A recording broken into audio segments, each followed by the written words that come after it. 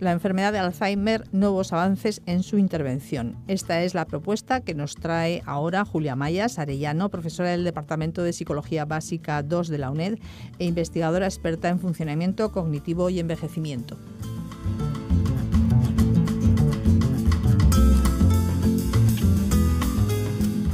La ciencia avanza y con ella la esperanza de vida. No solamente envejecemos más, sino que también envejecemos mejor. Sin embargo, el hecho de cumplir años también nos hace más sensibles a ciertas enfermedades, como por ejemplo las demencias. La demencia tipo Alzheimer es una de las enfermedades neurodegenerativas más probables en la población anciana. Muchos años han pasado ya desde su descubrimiento y aunque aún no podemos impedir las consecuencias de tan temida enfermedad, los avances científicos desarrollados en las últimas décadas parecen darnos la oportunidad de mirar con otro ojo hacia un futuro más prometedor y preguntarnos, ¿podremos algún día curar el Alzheimer? Creo que aún no ha llegado ese momento, pero la ciencia avanza y cada día se consigue un poco más. En este programa intentaremos analizar cuáles son las terapias, técnicas que en la actualidad se están utilizando con el objetivo de bien retrasar, prolongar o así mejorar la calidad de vida de estos pacientes, especialmente en las primeras etapas de la enfermedad. Para ello, es un placer contar aquí con uno de los expertos más prestigiosos en este campo, el doctor José Luis Dovato. No solamente un experto en el campo de la demencia, sino por supuesto un gran amigo mío. Y quiero darte la bienvenida y por supuesto agradecerte como siempre pues que hayas aceptado la invitación de participar de nuevo, porque ya estuviste aquí, te recuerdo hace un añito creo yo, que fue, sí, hace un año. En un programa sobre la demencia tipo Alzheimer. Y yo me gustaría empezar preguntándote cuáles son los principales tipos de intervención que actualmente se están utilizando en el caso de la demencia, de este tipo de demencia tipo Alzheimer. Bueno, en primer lugar, Julia, pues muchas gracias por invitarme al programa este. Y bueno, vamos a intentar ver un poquito cómo está la cosa ahora mismo, ¿vale? Las terapias de intervención que ahora mismo se están realizando en pacientes con Alzheimer, yo como neurólogo, pues básicamente usamos terapias farmacológicas encaminadas a retrasar sintomáticamente la progresión de la enfermedad, aunque las lesiones histopatológicas que existen en la enfermedad de Alzheimer, estamos todavía bastante lejos. Hay varios ensayos clínicos en curso, otros han venido abajo, bastantes, para intentar detener lo que es las lesiones en sí mismas. Tratamientos sintomáticos sí tenemos para retrasar, pero tratamiento para detener las lesiones, pues hoy por hoy hay algún ensayo clínico en marcha, ha habido otros muchos que desgraciadamente han venido abajo, se está investigando, pero lo que disponemos ahora mismo es tratamiento sintomático, farmacológico para retrasar los efectos. Fuera de los tratamientos farmacológicos hay terapias cognitivo-conductuales, terapias basadas en terapia ocupacional también, reminiscencia, validación afectiva, que se están utilizando por psicólogos expertos también en el manejo de la enfermedad y intentar retrasar las consecuencias en la vida diaria de los pacientes con esta enfermedad. Y José Luis, con respecto a los fármacos que se utilizan para, de alguna manera, manejar la sintomatología, esos fármacos tienen, supongo, efectos positivos sobre el retraso en la enfermedad, pero también tendrán efectos negativos, ¿no? Sí. El tema básicamente es que son fármacos los que ahora mismo disponemos para tratamiento, que de alguna manera hay como tres grandes grupos de acción farmacológica, ¿no? que se están utilizando ahora mismo. No hablo de investigación, no hablo de los proyectos de investigación, sino los que ahora mismo disponemos en la farmacia, ¿verdad? Por una parte son fármacos, un grupo que lo que intentan es aumentar la transmisión colinérgica. La acetilcolina es una molécula, un neurotransmisor que está implicado en los circuitos de memoria y que por degeneración de las neuronas, por muerte de las neuronas producidas por la enfermedad de Alzheimer, pues esa sustancia falta, pues como al diabético le falta la insulina, ¿verdad? Entonces son fármacos que aumentan la carga colinérgica, la cantidad de acetilcolina que hay en el cerebro. Entonces, esta es una línea. Efectos secundarios, la verdad que son todos bastante seguros, pero efectos secundarios que tienen, pues básicamente es que a pesar de que se intenta de que sean lo más selectivos para el cerebro, también tienen efectos a nivel de todo el organismo. Entonces podemos encontrar pacientes que pueden producir disminución de frecuencia cardíaca, pueden producir arritmias en el sentido de lentitud del latido cardíaco, por ejemplo, Pueden también, en algún caso, en pacientes que tengan problemas pulmonares de bronquitis crónica o problemas asmáticos, pues pueden empeorar estos síntomas. Realmente, pacientes mayores que a lo mejor tienen además un problema pulmonar, pues bueno, tienen sus relativas contraindicaciones, aún así son bastante seguros y aún así se pueden poner, ¿vale? Otro grupo de fármacos son fármacos antiglutamérgicos, que disminuyen la acción de un aminoácido que es excitatorio y de alguna manera acelera, digamos, la muerte neuronal. Estos tienen menos efectos secundarios, pero se utilizan en etapas más tardías. Y últimamente están saliendo un grupo de fármacos que la idea no es ni aumentar la transmisión colinérgica ni disminuir la acción del glutamato, sino mejorar la salud neuronal en general. Son fármacos que aportan pues determinadas vitaminas, ácidos grasos poliinsaturados, combinaciones que de alguna manera lo que hacen es que mejoran la capacidad sináptica de conexión de las neuronas, hace que las neuronas estén más sanas, por decirlo de alguna manera, y retardan un poquito la enfermedad. Es lo que ahora mismo disponemos como tratamiento farmacológico, aparte de investigación de anticuerpos monoclonales, que se intenta barrer el amiloide, que es una proteína que se deposita en el Alzheimer. Se está ensayando también, por ejemplo, plasmaféresis para intentar barrer ese amiloide, pero de momento todo esto es a nivel experimental. Hay varios ensayos. Se empleó en su momento la vacuna también, que tuvo que retirarse por efectos secundarios. Entonces son fármacos ya más encaminados a lo que es tratar la base de lesión que ocurre en la enfermedad, pero que hoy por hoy están en fase de investigación y todavía no disponemos de ellos en la práctica diaria. Y, por ejemplo, porque ahora mismo los fármacos a los que hace referencia son los que van a tratar directamente esas lesiones o ese mal funcionamiento a nivel cerebral. Claro. Pero estos pacientes muestran la sintomatología, pues alteraciones tipo, por ejemplo, claro, yo conozco casos en los que pues tienen problemas de inhibición. ¿Estos fármacos actúan? Actúan sobre la apatía y la inhibición, sí que actúan. Lo que ocurre es que hay otro grupo de síntomas, aparte de los cognitivos, que son muy importantes también en la enfermedad de Alzheimer y en las demencias en general, ¿verdad? Que es que si bien en el paradigma, los criterios diagnósticos de la enfermedad, los síntomas de conducta no están dentro de lo que es la enfermedad de Alzheimer, dentro de los criterios claramente diagnósticos, sí que ocurren con elevadísima frecuencia. Son pacientes que pueden tener o apatía, como bien dices, o cuadros depresivos, o cuadros de irritabilidad, de ansiedad, agitación, incluso agresividad. Pueden tener percepciones erróneas de la realidad, pensamiento delirante. Entonces ese tipo de conductas ocasionan un tipo de conductas que llamamos disruptivas, porque generan mucha ansiedad en los allegados, en los familiares, en las personas que cuidan al paciente, y eso sí que tienen otros tipos de tratamiento específico sintomático de ellos. Básicamente son tratamientos pues que van a disminuir la ansiedad, tratamientos que van a tranquilizar al paciente, pero que se usan en otro tipo también de patología psicológica y psiquiátrica, no solamente en la enfermedad de Alzheimer o en las demencias. Es un campo muy importante. De hecho, muchas veces lo que conlleva la interferencia funcional e incluso la institucionalización en una residencia, por ejemplo, de un paciente con una enfermedad de Alzheimer, más que la pérdida de memoria y la pérdida de capacidades funcionales, pues de vestirse, de comer, realmente muchas veces es los trastornos de conducta que hacen difícil y a veces imposible la convivencia a veces en el seno de una familia, ¿no? Este tipo de problemas son muy importantes y bueno, se tratan también sintomáticamente, claro. Y el momento de aplicación de los fármacos durante el desarrollo de la enfermedad, ¿los fármacos se pueden utilizar en cualquier momento? Es decir, en las etapas tempranas, en la etapa ya...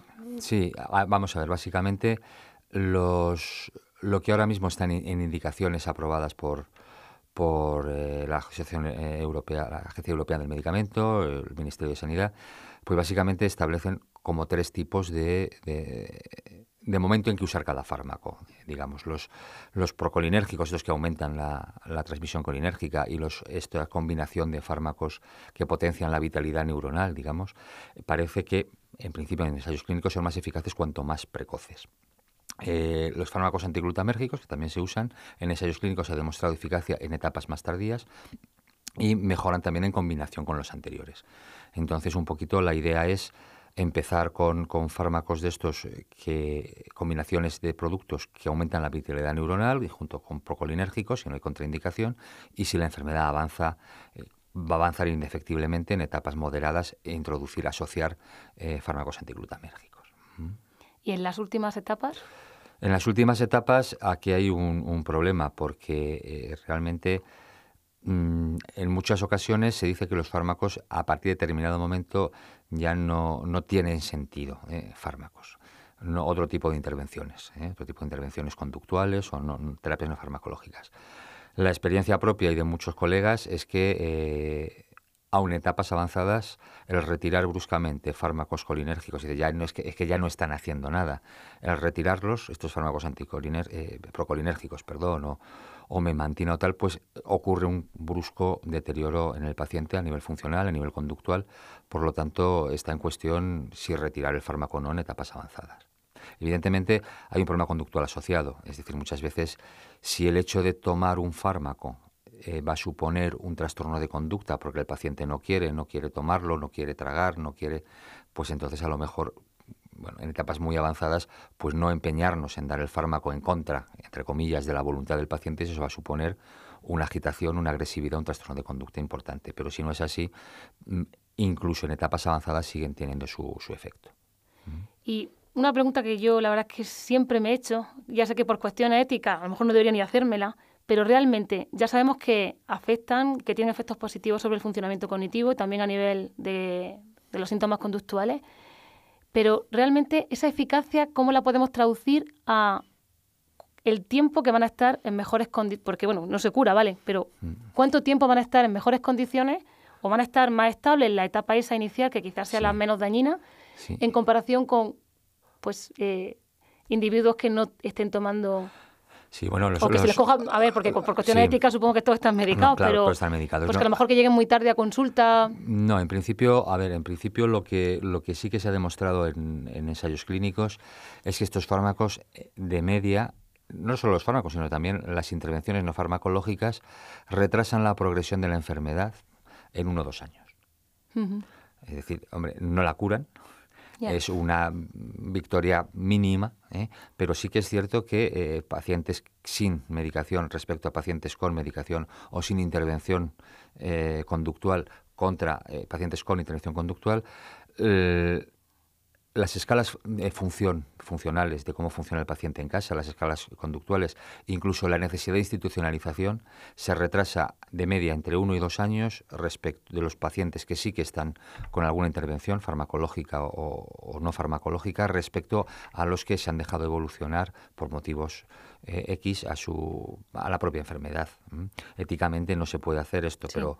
pero hay casos que a lo mejor el paciente no te llega a la consulta, no busca a la familia o el paciente asistencia médica o psicológica, y ves como esos pacientes realmente han ido mucho peor que los que sí que se ha intervenido, ¿vale? Y en el caso, perdona José Luis, en el caso porque está hablando de los enfermos de Alzheimer generales, pero en el caso de los enfermos de Alzheimer que tengan el Alzheimer genético, es decir, el que conocemos como Alzheimer precoz, que es bastante más agresivo en general. Mucho más agresivo, sí. En los fármacos, ¿cómo actúan? ¿Actúan pues al mismo nivel o...? A ver, al ser una enfermedad más agresiva, pues también ese periodo, ventana, digamos, de 1 o 2 años se reduce en estos pacientes, es menos tiempo. Son menos eficaces los fármacos porque la enfermedad es más agresiva.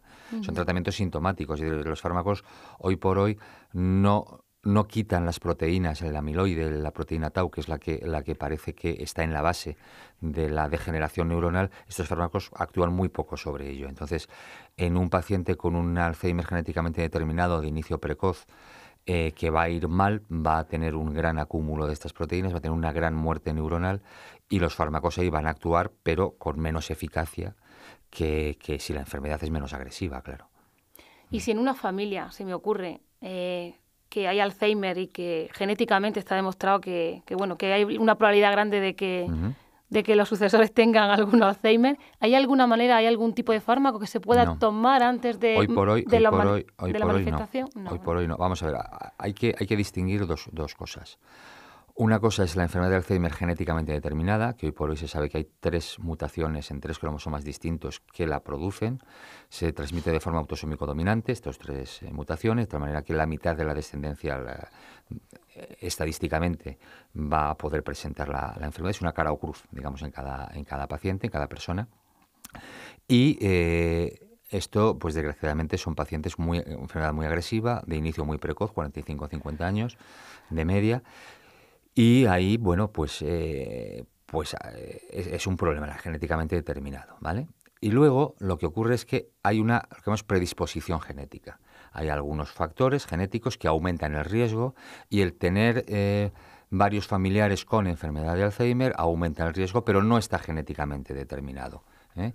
Es decir, que en medicina hablamos de genéticamente determinado cuando hay una enfermedad que solamente se puede transmitir de padre a hijo genéticamente. Por ejemplo, la hemofilia. La hemofilia, si tu padre o tu madre no son hemofílicos, tú no vas a ser hemofílico nunca, ¿vale? Y esto ocurre con las genéticamente determinadas autosómico dominantes. Lo que pasa es que afortunadamente no son más del 2% de los casos. Afortunadamente. Sí. En el resto de los casos, en la enfermedad de Alzheimer de inicio más tardío, pues hay una predisposición genética. Si hay varios familiares directos afectos, vas a tener más riesgo. Lo que ocurre es que ahí nos metemos ya en problemas estadísticos y epidemiológicos. Es decir, hay muchas variables relacionadas. Entonces, se sabe que la enfermedad de Alzheimer, evidentemente, la forma normal está relacionada con el envejecimiento. La longevidad en determinadas familias también está genéticamente determinado. En principio parece que es más frecuente en el sexo femenino. También es cierto que hay factores imbricados como nivel educativo, etcétera. Entonces, claro, resulta que estás imbricando ahí una serie de factores que, claro, que a lo mejor lo que se hereda es un conjunto de cosas. Es decir, se hereda la predisposición a Alzheimer, se hereda la predisposición a la longevidad, se hereda, o de alguna manera depende del ambiente, puedes tener mayor o menor nivel educativo, y diferenciar unas variables de otras estadísticamente es muy difícil. Baste decir una cosa, por encima de los 80 años, el 50% de la población va a estar demenciada, y si tienes la suerte de llegar a los 90, no es solo el 50%, es el 90% de la población. Es más, si hay estudios en ancianos centenarios cognitivamente intactos, y que cuando se han donado el cerebro se ve que tienen carga de amiloide y tau de Alzheimer y están cognitivamente intactos. El estudio de la monja. Las monjas, por ejemplo, y otros en centenarios. Sí. Entonces, el tema es que algo, claro, que es tan frecuente en la población anciana, claro, muchas veces dicen, no, es que no hay antecedentes familiares, pero porque son familias que a lo mejor han tenido predisposición a otro tipo de enfermedades cardiovasculares, tumores, que fallece de media a los familiares antes de desarrollar. Entonces, claro, ¿hasta qué punto heredas la longevidad y también el riesgo de Alzheimer y también, ¿vale? Entonces es un problema de difícil solución ahora mismo. El tomar algo preventivamente, algún fármaco, pues en principio no está demostrado, desde luego no está demostrado ni que los procolinérgicos ni la memantina sirvan de gran cosa en estos temas de riesgo. Lo que sí que se demuestra, pero eso se tengan factores de riesgo, no. Se demuestra que a mayor actividad intelectual, a mayor actividad física, a mayores relaciones sociales, mejor alimentación, suplementos, mejor control de factores de riesgo, menos hipertensión, menos diabetes, menos tabaquismo, menos colesterol. Ay, pues con respecto al tabaquismo, yo sí que había leído que la gente que, bueno, claro, que la gente que fumaba, por los receptores de la acetilcolina y tal, que era como un factor protector para el Alzheimer. Sí, se mueren antes de cáncer, ¿no? Es una moneda envenenada, Sí. Es decir, efectivamente hay estudios que dicen, epidemiológicos, y bueno, se sabe que el tabaco, el fumar, disminuye los efectos, en principio, la pérdida de memoria, la pérdida de funciones cognitivas en la enfermedad de Alzheimer, y es además la manera de diagnosticarlo es por estas funciones cognitivas. Para Alzheimer puro, el problema es que si vas a la anatomía patológica a ver los cerebros de los pacientes que fallecen con enfermedad de Alzheimer, el estudio de las monjas y otros muchos, se ve que hay factores de riesgo vascular, que hay pequeños infartos cerebrales, pequeñas, que aumentan el riesgo de... Entonces dice, vale, el tabaco aumenta el riesgo de demencia en general. Uh-huh. A lo mejor disminuye la probabilidad de tener las manifestaciones de la enfermedad de Alzheimer por los receptores nicotínicos, pero te va a aumentar el riesgo de padecer una demencia mixta en general. Por lo tanto, y diferenciar clínicamente lo que es Alzheimer puro de lo que es Alzheimer con alguna lesión vascular es muy difícil. En otros estudios clínicos se demuestra lo contrario, es decir, que el tabaco aumenta el riesgo en general de demencia y de Alzheimer con unos criterios un poco más laxos en general. Por lo tanto, no se puede recomendar en absoluto fumar como, independientemente, claro, de problemas vasculares, de infarto de miocardio, de cáncer de pulmón, de laringe, de vejiga. Es decir, no se puede recomendar en absoluto. Es un poco... Sí, pero efectivamente, bueno, hace referencia, a lo que ha hecho referencia es a lo que ya sabemos con respecto al envejecimiento en términos generales, y es que hay factores protectores que te permiten envejecer de manera más saludable, más sana. Supongo que se aplica directamente también a cualquier patología asociada, en este caso a la edad. Claro, no, el problema aquí es decir, aquí se sabe que hay personas que tienen una enorme carga con los marcadores de las proteínas características de la enfermedad de Alzheimer, pero que si tienen lo que llamamos una reserva cognitiva importante, van a soportar mucho mejor esas lesiones sin que a lo mejor se manifiesten clínicamente o se manifiesten mínimamente. Y bueno, y supongo que también, siguiendo con lo que habíamos comentado al principio sobre los distintos tipos de terapia, el combinar la parte farmacológica con una intervención en conducta, tipo pues estimulación cognitiva, que cuando hablamos de estimulación cognitiva podemos oírnos que a lo mejor en personas mayores que ya están quizás un poco afectadas por la enfermedad, pues aplicar pues algo más sencillo como las tareas cotidianas que utilizan, jugar las cartas, de crucigrama, la lectura, si todavía están capacitados para leer. Supongo que combinar las dos formas de intervención siempre será mejor que... Por supuesto. De hecho, hay algún ensayo clínico que es difícil de hacer porque, claro, los ensayos clínicos exigen que lo que llamamos un doble ciego, es decir, que el paciente y el médico no sepan si está con un placebo o con el fármaco activo. Entonces, hacer esto con intervención no farmacológica es difícil, es decir, el evaluador no debería saber si el paciente se ha sido sometido a una terapia de rehabilitación cognitiva o no. Entonces, esto es muy difícil, pero se han hecho estudios en este sentido con el observador ciego y, evidentemente, los beneficios de la terapia no farmacológica prácticamente en el retraso de ese 1 o 2 años, en las mismas etapas, se superponen a los farmacológicos. Y si además se emplean los dos, pues mucho mejor. De hecho, los ensayos que se han hecho con terapias no farmacológicas, por ética, todos los pacientes estaban con terapia farmacológica ya, de base. Y sobre eso uno se hacía terapia conductual y cognitiva y otros no. Y los pacientes que estaban sometidos a terapia cognitiva y conductual se deterioraban mucho más lentamente que los pacientes que no tenían este tipo de intervención.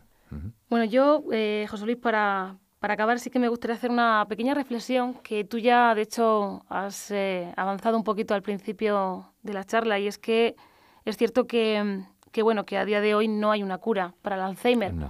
Pero claro, luego te llegan pues muchísimos mensajes, ¿vale? Anuncios en la prensa, en la televisión, en la radio. Y de hecho me he permitido el lujo de sacar un par de ellos, pero hay cientos de tipo, pues bueno, fue publicado en la revista 20 Minutos, noticia este es el 15 de marzo del 2017. No, perdón, del 2016. Y dice, una vacuna experimental demuestra ser eficaz contra el Alzheimer y es española. Bueno. Claro, bueno, ese es efectivamente, a ver, esto es el rótulo enorme. Y claro, cuando empiezas a leer pues un poco pues lo que dicen, está claro que se trata primero de una vacuna que se ha probado en animales, pero es curioso porque dice que en el 99,6% de los ensayos clínicos contra el Alzheimer han fracasado, pero en el caso de los animales ha ido bien, ha funcionado correctamente. Vale. Luego nos vamos a otra que dice una nueva vacuna contra el Alzheimer eficaz en ratones. Aquí por lo menos especifica que la muestra no es el caso de los humanos, y que además directamente me sorprendió mucho porque yo pensaba que a lo mejor lo que iban a utilizar pues era algún anticolinérgico de estos que sabemos... No, es para inmunoterapia. Sí. Inmunoterapia. Claro. Me sorprendió la verdad porque no había escuchado nada sobre la inmunoterapia. Y luego otra que dice, un nuevo tratamiento revolucionario contra el Alzheimer restaura casi la totalidad de la memoria. Esto de nuevo también, ¿vale? Es en animales. Realmente prácticamente todos los estudios que hay que hacen referencia que engañan entre comillas, porque realmente no hay una cura contra el Alzheimer ni en animales ni en humanos. Vale. A ver, aquí hay tres grandes problemas. Uno, el modelo animal. el Alzheimer es algo específico del ser humano y de algunos primates superiores. Es decir, los mamíferos viejos, los perros viejos, las ratas viejas, los gatos viejos, los cobayas viejos, mueren neuronas, se vuelven torpes, pero no tienen las marcas histológicas de la enfermedad, que son los ovillos neurofibulares y las placas neuríticas y el amiloide, ¿vale? Entonces, si queremos que un animal desarrolle esto, tenemos que hacer un transgénico. Es decir, transgénico, ¿qué ocurre? Ya hemos comentado antes que hay un mínimo porcentaje de pacientes con enfermedad de Alzheimer genéticamente determinados, que sabemos las mutaciones, sabemos dónde están las mutaciones, entonces lo que hacemos es, cogemos ese gen mutado, y se le incluye en el genoma del animal. Claro, cuando tú vas a ensayar en el animal terapias, estás ensayando un modelo animal que no es más del 2% de lo que ocurre en el ser humano. Por lo tanto, ya tenemos primer punto. Segundo punto, el evaluar las capacidades cognitivas de un ratón, bueno, se pueden evaluar, pero evidentemente no igual que en el ser humano. Tercer punto, el sistema inmunológico de los animales no es igual que el del ser humano. Aquí el problema que hubo hace años, una vacuna que era eficaz en animales, se ensayó en humanos y hubo que suspender el ensayo clínico porque hubo pacientes que hicieron encefalitis que incluso fallecieron por esa vacuna. Entonces, bueno, se va a intentar vacunas purificadas, otro tipo de inmunoterapia, pero claro, es un problema porque el sistema inmune no es igual y el modelo no es igual. Dicho sea de paso, en los pacientes que en aquel ensayo fatídico clínico fallecieron, algunos de ellos donaron el cerebro y efectivamente había menos amiloide. Se había conseguido disminuir el amiloide, pero había ocurrido una reacción inflamatoria que había acabado con la vida del paciente. Entonces hay que andar con mucho cuidado con la inmunoterapia. Pero bueno. Pero bueno, yo aún así pienso que es un paso, ¿no? Trabajar con animales para poder llegar que, algún día a primero conseguir... hay que trabajar con animales. Sí, lo que ocurre que luego también el tema ese de la noticia, ¿no? Es decir, sí, no, la noticia. La noticia que, claro, entonces esto genera una serie de esperanzas en la población que, claro, y luego te lo lees. No, luego lo lees y efectivamente dices, bueno, y de hecho desde que pasa el animal, que hay mucha diferencia, hasta que llega el humano también transcurre mucho tiempo. Bueno, José Luis, pues tenemos que dejarlo aquí. No, sino, pues citarte para... dentro de un año, si acaso. Muy bien, encantado. Sí, para una siguiente revisión sobre este tema que yo creo que es bastante importante y que en la actualidad pues todos nos hacemos mayores y una de las cosas más importantes es eso, que todos envejecemos. Así que hay que cuidarse y averiguar más sobre esta enfermedad. Muchísimas gracias por acompañarnos y esperemos verte aquí prontito. Vale, muchas gracias.